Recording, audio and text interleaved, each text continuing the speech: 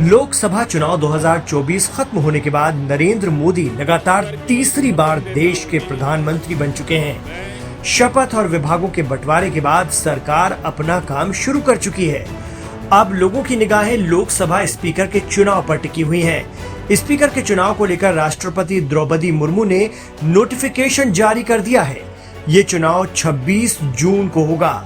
27 तारीख को संसद के दोनों सदनों को राष्ट्रपति संबोधित करेंगी। इसी दिन सुबह 11 बजे राष्ट्रपति का अभिभाषण होगा। इससे पहले सभी नवनिर्वाचित लोकसभा सांसदों को शपथ दिलाने के साथ ही नए स्पीकर को भी चुन लिया जाएगा। लोकसभा चुनाव के नतीजों में जब बीजेपी को पूर्ण बहुमत नहीं मिला तो ये माना जा रहा था कि एनडीए के सहयोगी दल टीडीपी और जेडीयू लोकसभा स्पीकर के पद पर अपनी दावेदारी पेश कर सकते हैं। मंत्रिमंडल में भी इन दोनों दलों को एक कैबिनेट और एक राज्य मंत्री पद से ही संतोष करना पड़ा, जिसके बाद इन अटकलों को और हवा मिली। लेकिन अब खबर है कि लोकसभा अध्यक्ष का पद बीजेपी अपने पास ही रखने जा रही है। यानी 18वीं लोकसभा में भी बीजेपी का कोई सांसद लोकसभा का अध्यक्ष चुना जाएगा। बीजेपी के एक वरिष्ठ नेता ने मीडिया में आ रही खबरों को खारिज करते हुए बताया कि किसी भी सहयोगी दल की तरफ से लोकसभा अध्यक्ष पद को लेकर कोई मांग नहीं की गई है।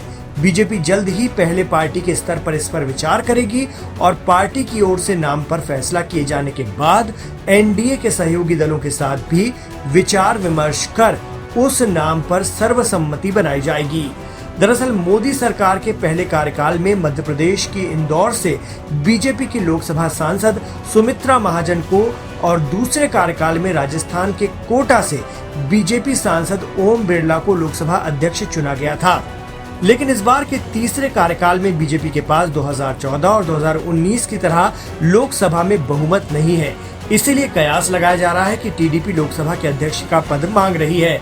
कई मीडिया रिपोर्ट्स में तो जेडीयू से भी लोकसभा का अध्यक्ष चुने जाने की बात सामने आई, लेकिन बीजेपी के वरिष्ठ नेता ने इन खबरों को महज अटकलें बताते हुए खारिज कर दिया। सूत्रों की माने तो प्रधानमंत्री मोदी के विदेश दौरे से लौटने के बाद लोकसभा के नए अध्यक्ष के नाम पर विचार विमर्श किया जाएगा। बीजेपी पहले पार्टी के स्तर पर लोकसभा के भावी अध्यक्ष का नाम तय करेगी। इसके बाद सहयोगी दलों के साथ उस नाम पर विचार विमर्श किया जाएगा। अगर सहयोगी दल की तरफ से कोई सुझाव या मांग आती है तो बीजेपी फिर नए फार्मूले पर विचार करेगी।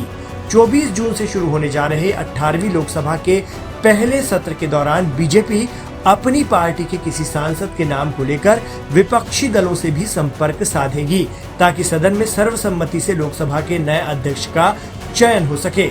अगर सरकार के प्रस्ताव को विपक्षी दल स्वीकार कर लेते हैं तो चुनाव की नौबत नहीं आएगी। लेकिन अगर विपक्ष अपनी तरफ से भी उम्मीदवार खड़ा करता है तो 26 जून को लोकसभा में नए अध्यक्ष के चुनाव के लिए मतदान हो सकता है।